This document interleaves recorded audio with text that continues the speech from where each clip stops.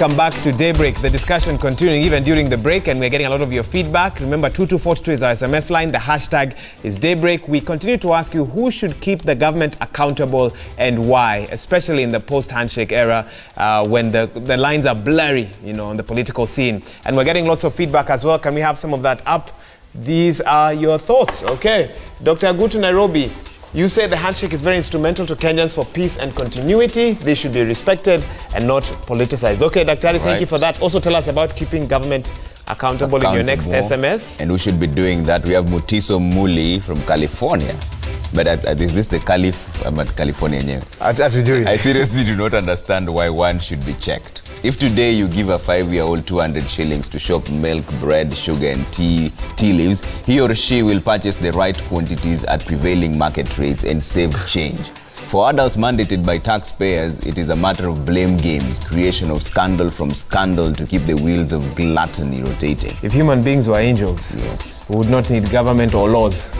All right, Alvin Musamali from BGM. It's media that should hold the government accountable since the opposition is held hostage by handshake. Okay. All right, let's read some more coming in. You don't leave a name, you say handshake imeleta mabadiliko sana katika nchi na hata nchi za majirani, sababu ni biashara, amani na hata vifo. The death of protests. All right. SC from Mombasa, the president should be accountable. Why? Because the people of Kenya elected and bestowed power in him. The rest are just mere appointees and choices made by parliament and the president himself. Tunajua president and former prime minister.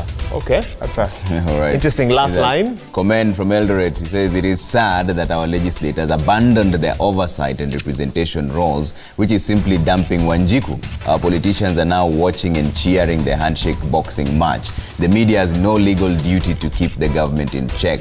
When is the last time we had anybody ask about subsidized fertilizer? Okay, 5 tweets. Let's go through them very quickly. This is what people are saying on using the hashtag Daybreak at Trevor Humbija at Wahiga Mora.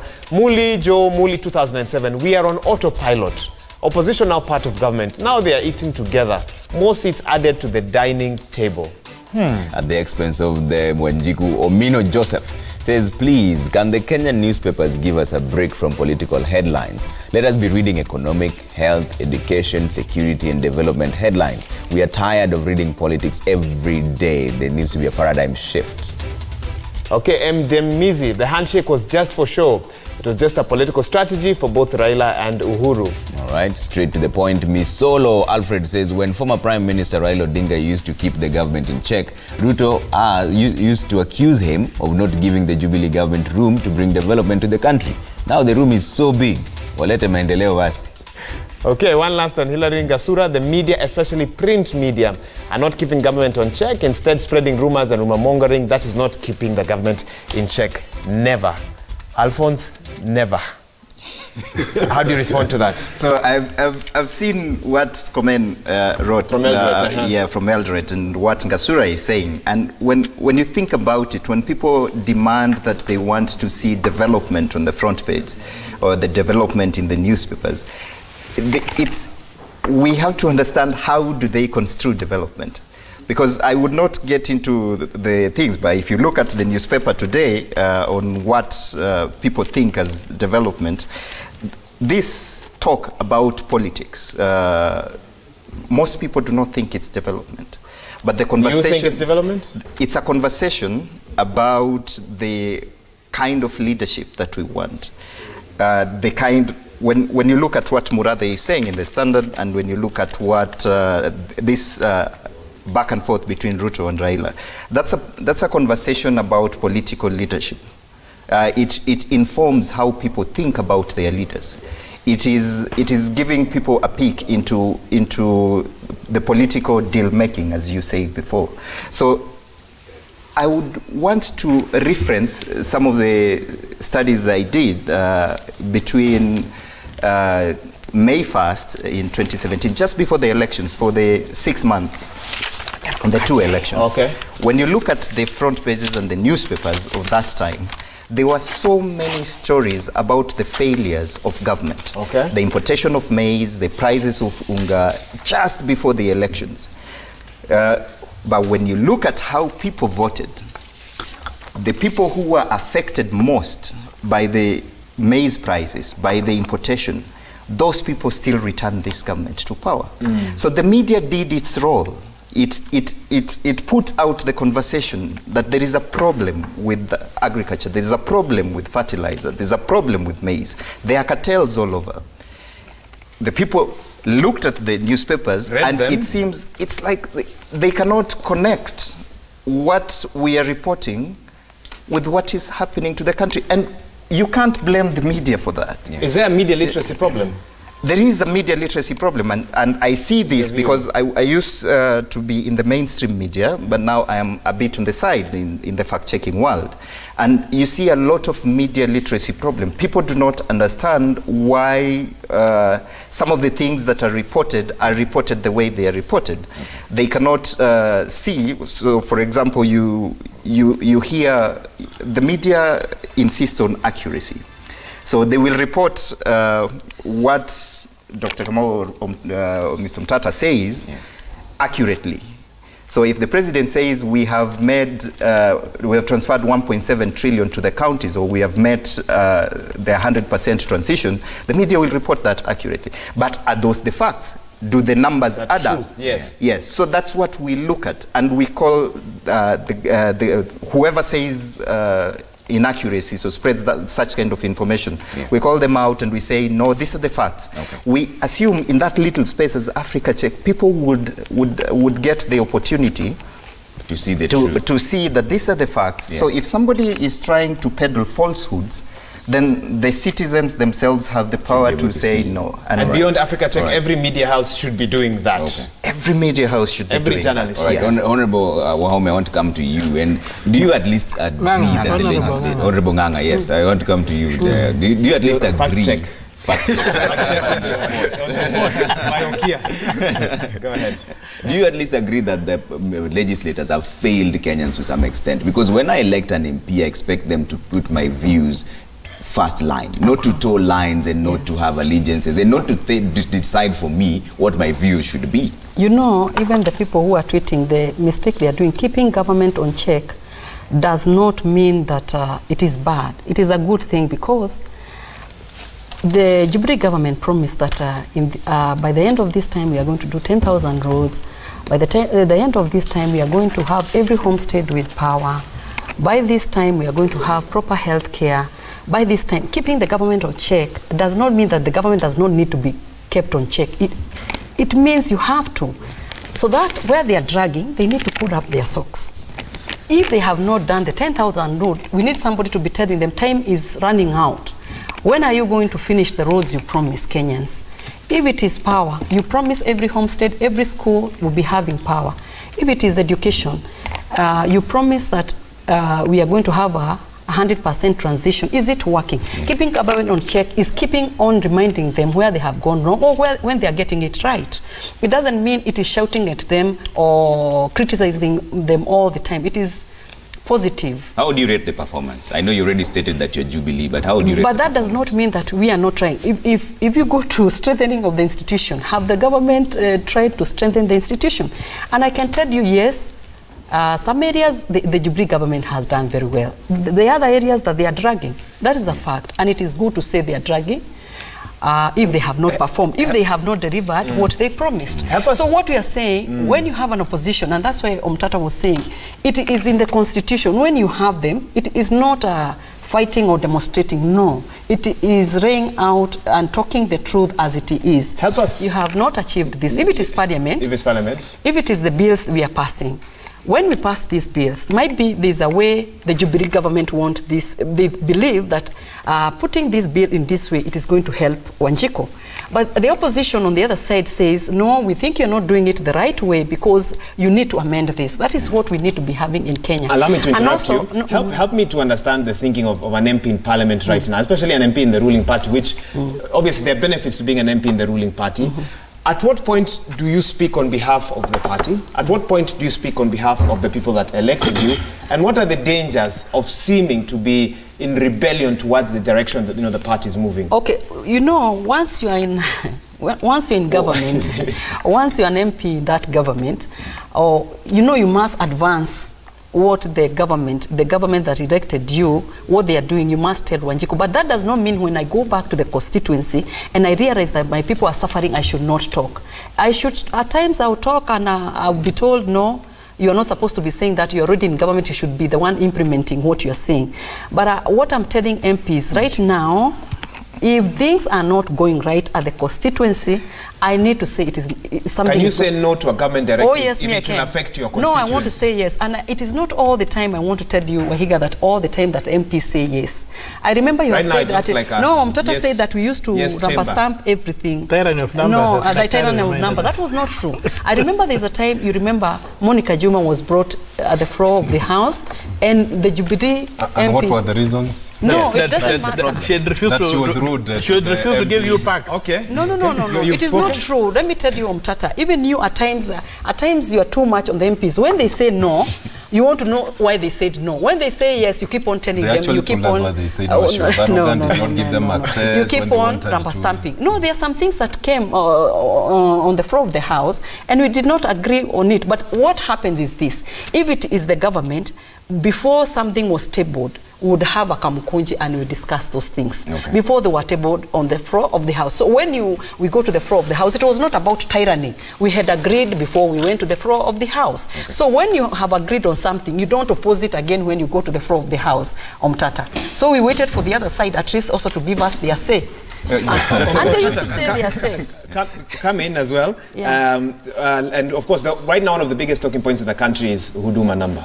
And there is still a measure of confusion, first of all, in terms of how much public participation was done for Kenyans to fully understand, because you hear sometimes even very well-educated members of society asking, we still don't understand this fully.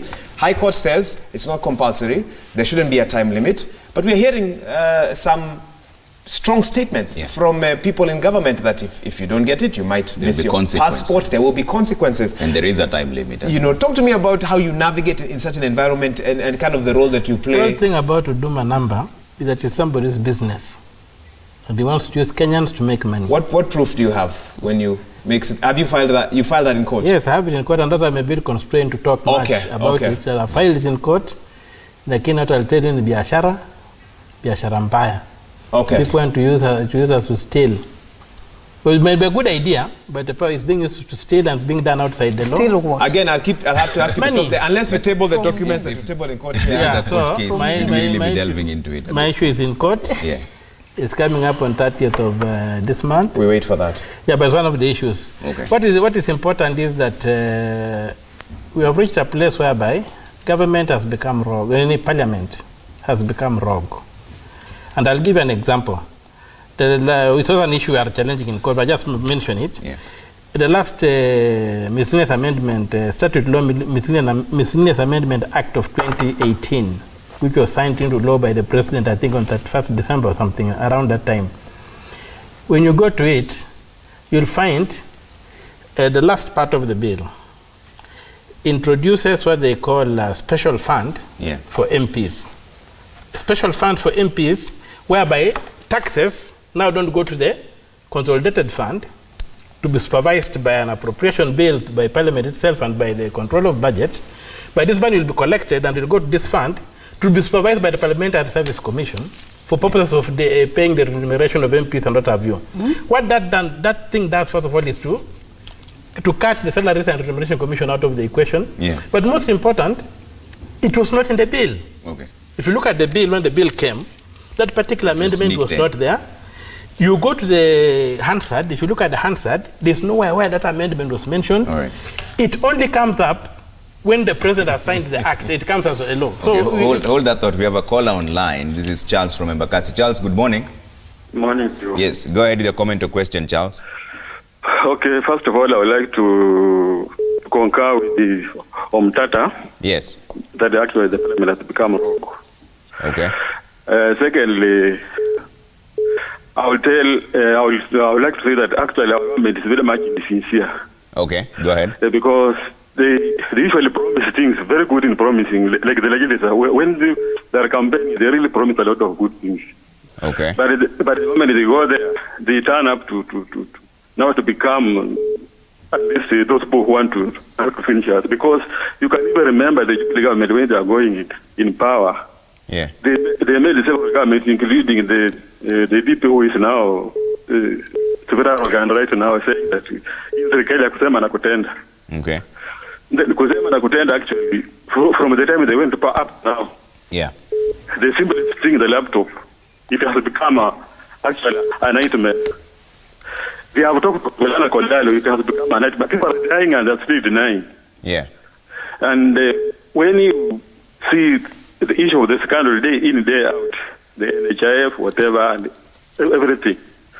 But now you see the legislators, they have now come up together to convene that they are fighting the corruption, while there are very people who are trying to fish everything out of the pot. Okay, Charles. Yes. All right, thanks. That's Charles. Charles calling us from Embakasi, and he's saying that MPs promise a lot when they go in there, they just forget. You're finishing your thought. Yes, I want to expand it more, and we look at government not as politicians. Yeah.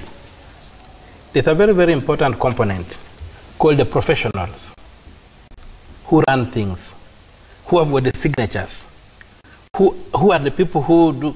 These politicians can do whatever, but if the professionals were faithful, the technocrats, if they were faithful to their calling, none of this rubbish could happen, because the MPs have got no signature. They don't sign any documents. Yeah. The president does not sign any documents to get money from Treasury or to do whatever.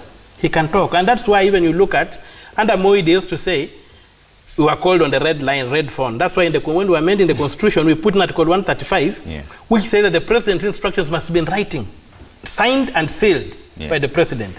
The whole thing was to protect the professionals. So to me, the elephant in the room is not even the politicians.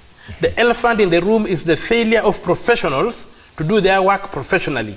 When you get a bad road, it has a certificate of competence from an engineer who is competent, but because he agreed to take some money, when you get bad contracts, when you get bad laws being drafted, they are being drafted by lawyers.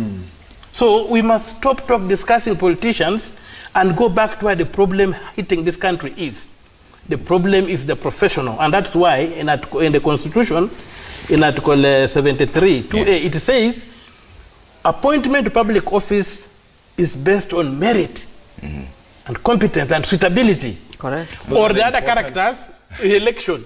An election can bring any crowd to the need. Thank you, I want to extend this conversation. Accountability is a good thing. You know, we are discussing accountability like it's, from the government side, is a bad thing. It's a good thing, and that is why these mechanisms and measures have been put in place. Now, I spoke earlier about, checks and balances between executive, parliament, legislature, and judiciary. But in our constitution, and again, it's part of wisdom, the media has always been considered as part of, for the state, again, playing an important role to secure the interest of Wanjiku. And then we did something else, increased another layer of accountability, created independent constitutions, and independent commissions, rather, and then also independent offices. And I want to focus on those three: the media, judiciary, and the independent commissions, and these are offices, because they have been actually playing a good role, or at least an important role, in the accountability issue. We've seen when the executive of parliament they overreach, their mandate or do something, at least Okiya Omtata and other people are able to rush to courts, and for some reason we've been finding refuge in the judiciary. And that is why now you see there has been so much pressure on the judiciary, transfer judges, this and this is happening, to also weaken these mechanisms. When we look at the independent commissions and institutions that have been created by the Constitution, the Auditor General, and one of my concerns I can tell you is that when the current Auditor General, Uko retires, I think is approaching that, I'm actually worried, because that office has been very strong and key in constantly giving us reports and seeing the inefficiencies. So they've done a good job in keeping the government significantly, yes, both the national government and the county government. I is in office today because of a court order. Because of a court order. An action I took because there was fair enough. Fair enough. So the point I'm making is that these independent offices and commissions created by the Constitution have been very key, and that is why now we are talking about office of the DPP, yes, which was actually removed now from the, Attorney General in the previous constitution, to give it independence so that they can be able to deal with issues. And these are the institutions we need to protect. I was saying I'm concerned about Oko when he leaves, if the person who takes over, because leadership we have seen is very important in driving this. Sorry to interrupt you. You need you to hold your thought, because we have some breaking news coming through to our newsrooms right now. Former Garsen member of Parliament, Danson Mungatana, has been arrested by EACC officials who were arrested here in Nairobi, but he's been taken to Kilifi. There's a statement coming in from EACC which says that it's an investigation into allegations of irregular payment of 51 million shillings, 569,775 to 6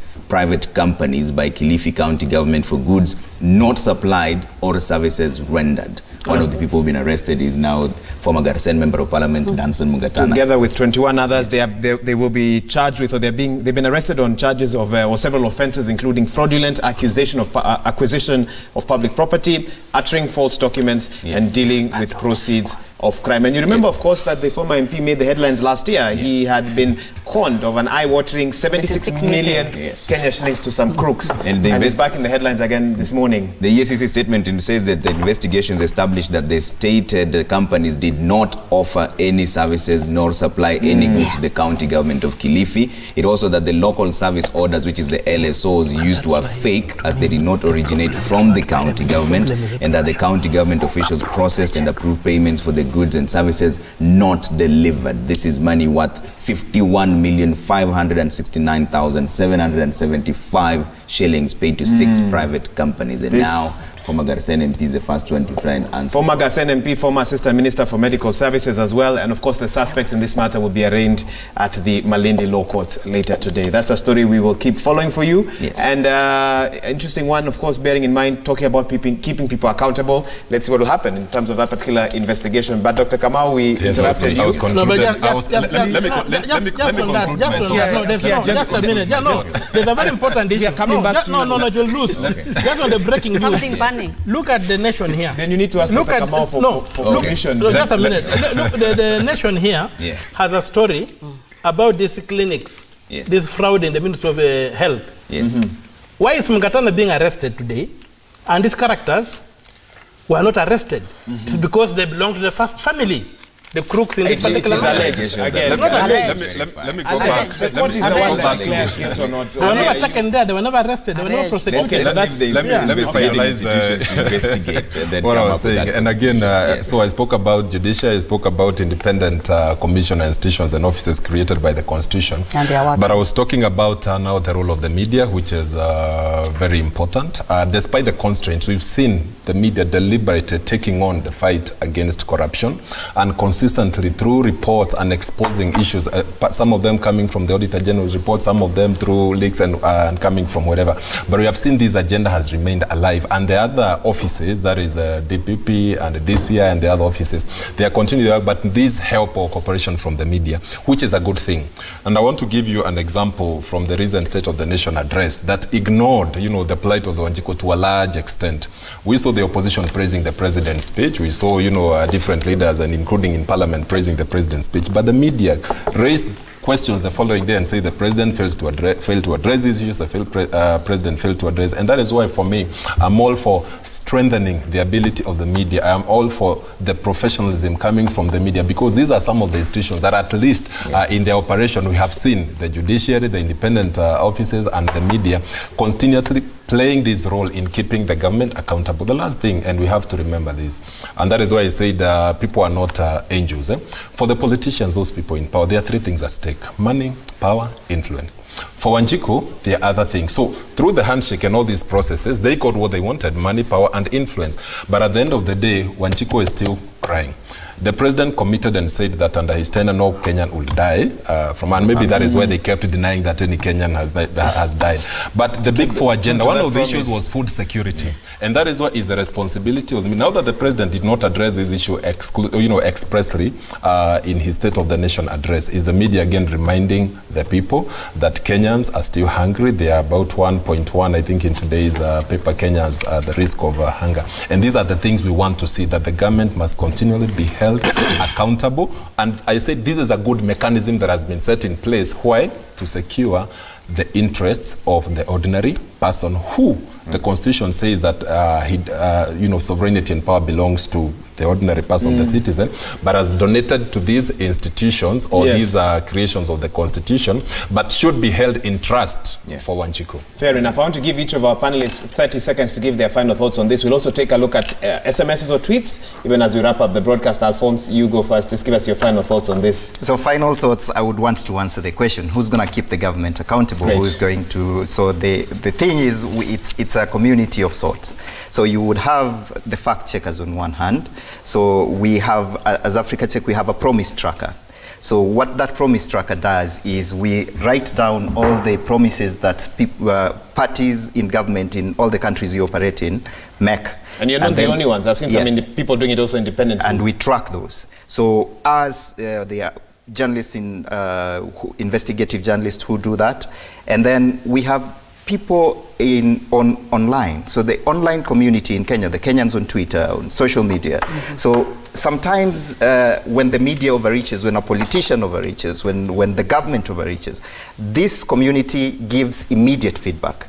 And that is a good thing for us in that space. So you get that immediate feedback to stop. I think my 30 seconds. Yeah, 30 seconds is up. So that community needs to keep working. That community needs to keep working. They should not give up, even if at some point they think they are being ignored. All right. Honorable Nganga. Who keep government on check? Yeah. I'll start by saying all those people who have responsibility to serve, they should serve diligently, because that is their job. They are called to do that. We start with that. Also, I'll also say, the opposition also need to do its work. The government also need to do its work. And also the Kenyan citizen, like the way he's saying on social media, online, they need to keep talking, because nowadays I can tell you, whatever they tweet, whatever they WhatsApp, whatever they do, the government also read and they know. If they put a lot of pressure, we have seen something been acted upon. So we say nobody should sit down and say that we are just seated here, we don't have something to say. It starts by one person, and then the other, and they will change what is happening. But I also say that does not mean that the government is not working. It is also working. And also we need to hear other people saying that the government, like what Daktari has said, we have seen strengthening of the institution, and they are really working. We have just seen right now EACC arresting people. It means that once we give... Kia feels like selective. No. Once we give institution their part and we strengthen them and we make them independent, they can also keep government on check. In 10 seconds, how would you operate differently should you get back into the August House? What I've realized is the person who employs me is more important than anybody else. So if the people of Thika have employed me, I have a duty and a responsibility to make sure that I speak their language, not my own language. You've realized now? Yes. Do not get Okay, final thoughts, please. I think the most important thing is that, for me, we should get back and understand what the handshake did. The handshake ended the dispute over who won or whether the elections were valid. The same as the government of national unity in 2007-2008 ended that dispute. So it is postponing a problem. Kicking a can down the road. Yeah, for us to be able to move on, we must address the issue of holding tamper-proof elections in this country. We saw Brazil the other day, so polarized. But when they went to elections and they voted digitally and the gadgets spoke, and even an outsider was elected, nobody raised an issue. So we also need to get to a point whereby we can hold tamper-proof elections which speak for themselves. And the winner is the winner, the loser is the loser. Then we don't have the need for things like handshakes, national unity governments, whatever. So that, and this is a simple thing that should not be tying us down. But at the end of the day, Kenyans need to access quality education, healthcare, food and healthcare. Keep healthcare. Because of time. That must be done. So I think from the conversations we have seen, accountability, holding government to account is a responsibility of all the institutions that have been created for that: civil society, the media, judiciary, parliament, the people, religious institutions, and we must all do our part. And also for Wanjiku not to give up hope, because we still have a voice and we still have ways of actually speaking to these leaders, whether it's through through social media, the WhatsApp groups that we create to put pressure and talking to one another. All right, thank you so much for making time. Alphonse Shundu, exactly. Kenya editor, Africa Check. Dr. Sam Kamau, media and communications scholar and political analyst. Honorable Alice Nganga, former member of parliament for Thika. All the best in 2022. Okay, if that is the plan. 2021. If that is the plan. 2021. Elections have to be in 2021, not 2022. Why is that? Yeah, the fifth year. Now we open within the fifth year. Now we open it. That is another. And of course, Okia Omtata, man who needs no reintroduction. We have 3 tweets and 3 SMSs. Let's have them up on the screen. This is what Kenyans feel about our discussion right now. And the question is, who should keep the government accountable and why? All right, Engineer Lazaro, main opposition joined the government, leaving a huge gap in checks and balances. Powerful opposition seat should be created to oversight the executive. Does that mean we need a referendum? Maybe we'll find out. Eric Okioma says, our problem is electing leaders with questionable past in parliament as professionals end up chairing committees where they continue harming our country even more. Right, okay, Louise Kipkwech-Pat, I fully agree with Okia Omtata when he says our professionals have failed the country. That cannot be said. Bad laws come from lawyers, bad roads from engineers, medication gone wrong from doctors. The problem is not the politician, it is the professional. Wow. All right, that's a nice way of summing it up, and I think that is the point where we take a break. We're following up all the details for you. Do we still have SMSs? All right, let's get some SMSs. Briefly, let's have them up. Amaya from Nairobi, media and Kenyans demonized Raila when he was keeping government in check. Tribalism is a threat to accountability. Okia has been the sole person checking government, but he is not supported by Kenyans. I'm trying to see his expression. He'll tell us whether he's getting support from Kenyans. Okay, we don't have time. He says he got a bit. Chebi from Baringo County says Omtata is right on professionals. If they could do their work with high integrity, politicians would not find avenues for corruption. When you hear noise from politicians against stubborn technocrats, then Kenya is headed on the right direction. Okay, I think we have last one. Sasi from Lodwar. The opposition is supposed to keep the government in check. It's sad we elect parties and not people.